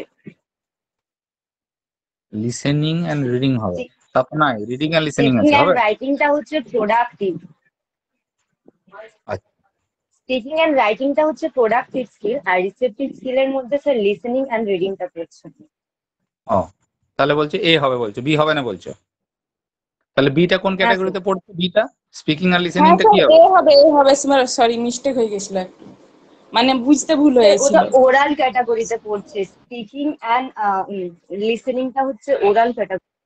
ও আচ্ছা, ওরালের মধ্যে এর মধ্যে আবার একটা রিসেপটিভ আছে, একটা প্রোডাক্টিভ আছে, মিক্সড করে দেওয়া হয়েছে ওরালের মধ্যে। কিন্তু হ্যাঁ এখানে আমার শুধু রিসেপটিভ জানতে চেয়েছে, রিসেপটিভ মানে যার মধ্যে রিসিভ করবো, রিডিং এর মাধ্যমে রিসিভ করি, লিসেনিং এর মাধ্যমে করি।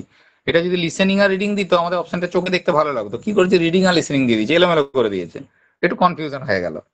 এটাই ব্যাপার, তাড়াহুড়ো করতে যেয়ে বা এই কনফিউশন হয়ে অনেক সময় ভুল করি। খুব ধীরে ধীরে উত্তর করলে ঠিক হবে। আর তাছাড়া আমাদের 6টা ইন্দ্রিয় থাকলেও স্যারের একটা এক্সট্রা থাকে, অনলাইন ক্লাস করলেও স্যার বুঝতে পারে যে কে পড়া শুনছে কে শোনেনি। ঠিক ধরেছি আমি চন্দ্রানীকে, কে পালিয়েছে ক্লাস করতে করতে। চলো নেক্সট প্রশ্ন।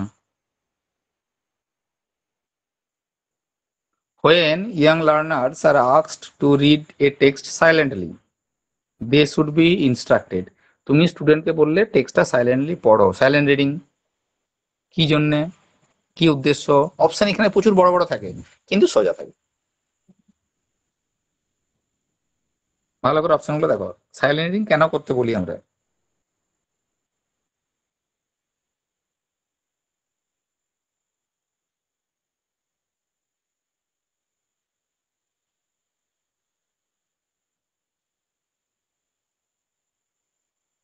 কে কে হাত তুলছো দেখি? সুমিত্রা বলবে, সুমিত্রা,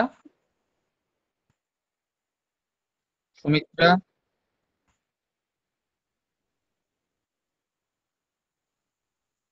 মাসুমা বলো। স্যার অপশন বিটা মনে হচ্ছে।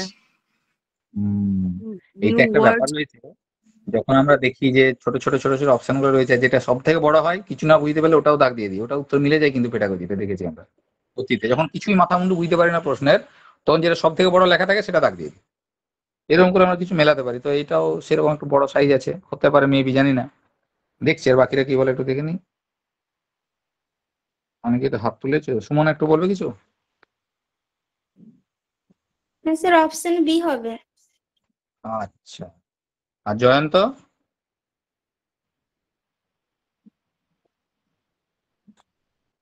স্যার আমার তো কনফিউশন আছে, অপশন এটা মনে হচ্ছে আমার সম্ভবত।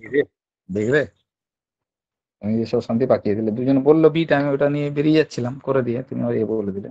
তাহলে এবার দিবাকরকে ডাকতে হবে। দিবাকর আছে কি? আছে। দিবাকর বলো তো কি করবো? Sir option B confirm.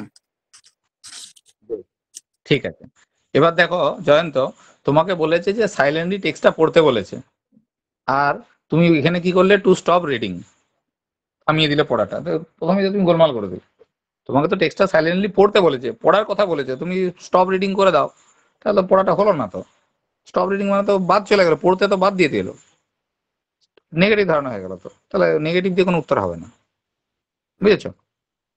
আচ্ছা, স্যার এনকাউন্টার ডিফিকাল্ট ওয়ার্ড আছে, ওই জন্য ভাবলাম এটা হতে পারে। এনকাউন্টার যখন আমরা হঠাৎ করে কিছু মানে খুঁজে পেয়ে যাই এনকাউন্টার করতে যে, মানে কিন্তু পড়া বন্ধ থাকবে না কোনো শর্তেতেই, কোনো রিডিং এই পড়া কিন্তু বন্ধ থাকবে না, পড়া চলবে। রিডিং মানে থেকে পড়া চালিয়ে যেতে হবে।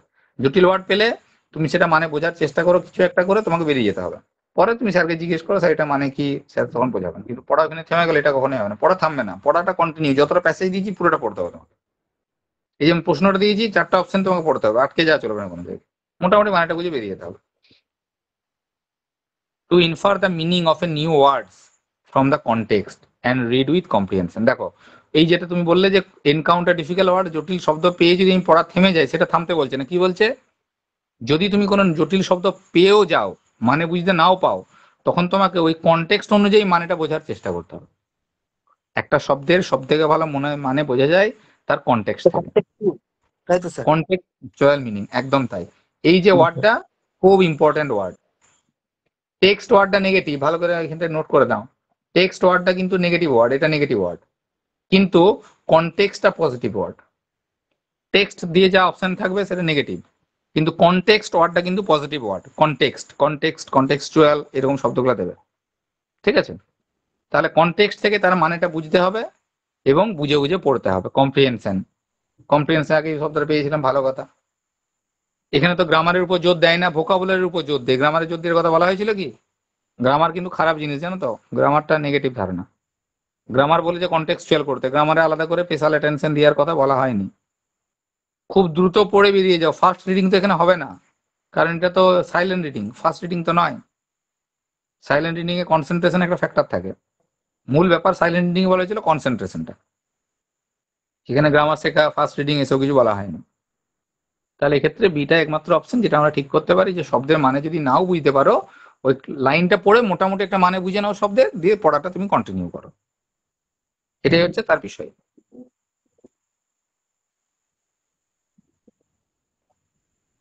The spoken skills in a language teaching classroom can be developed. তার মানে স্পিকিং স্কিলে ডেভেলপমেন্টের কথা বলেছে। কিভাবে করব দেখো, অনেকগুলো অপশন দিয়েছে, দিয়ে দিই 4টা অপশন একসাথেই। দেখো পড়ো, অনেক বড় আছে।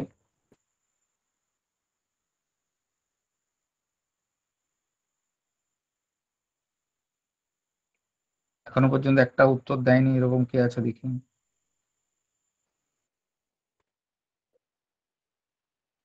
কয়েকজন তো হাত তুলে রেখে দিয়েছো, হাতগুলো নামাও, ব্যথা করবে তো, সারাক্ষণ তুলে রেখে দিয়েছো। বেশ, মোটামুটি সবাই তো উত্তর দেখছি দিচ্ছ।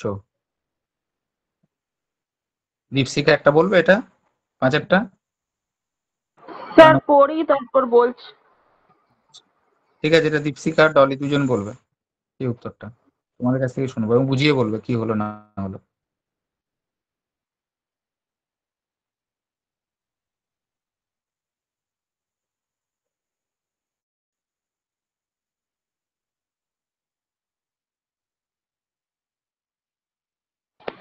Sir B. বি, আচ্ছা ঠিক আছে, ডলির উত্তর নিয়ে নিই, চটপট বলে দাও ডলি। সুমিত্রা হাত তুলেছে, কোয়েল হাত তুলেছে, ওদের উত্তর নেবো, বলে দাও। সুমিত্রা কি বলছো বলো।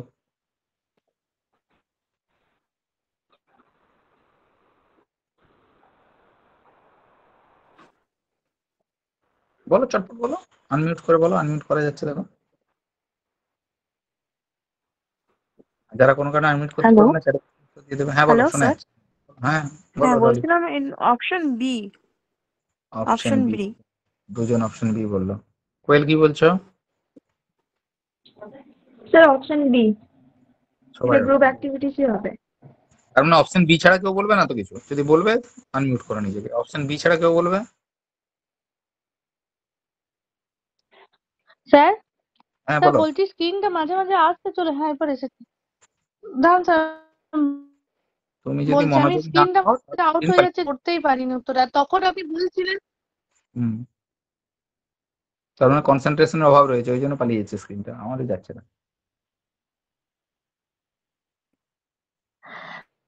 আমি ঠিক কিছুতে আছে, আনমিউট আচ্ছা ঠিক করতে আছে পারছি শোনো, না। ঠিক আছে ঠিক আছে, তুমি কানে কানে স্যার শোনো, বলছি, বলো।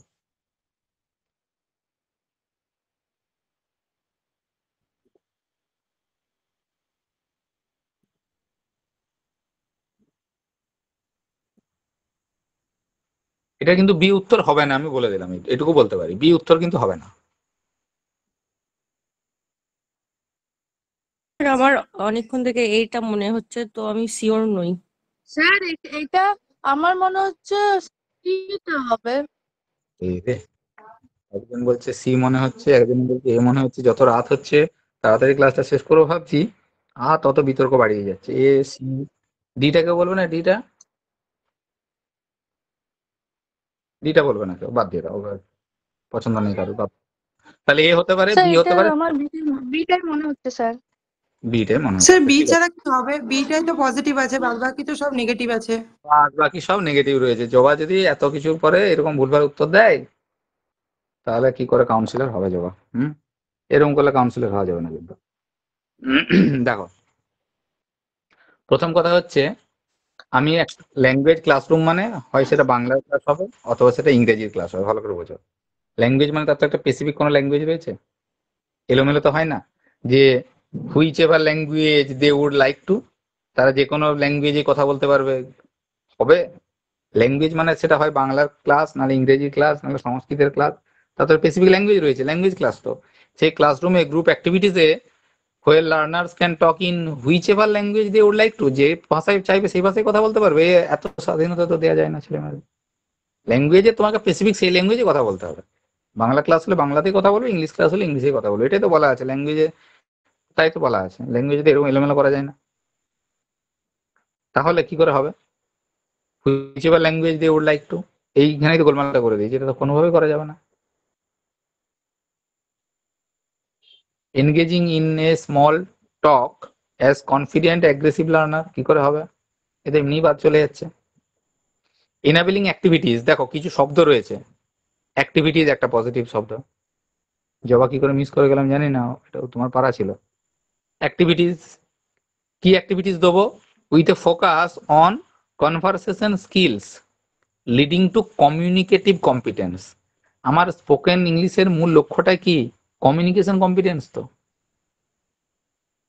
স্পোকেন ইংলিশের মূল লক্ষ্যটাই কি? কমিউনিকেটিভ কম্পিটেন্সটা, যোগাযোগের দক্ষতা বৃদ্ধি তো স্পোকেন ইংলিশের মূল কথা, তাই না?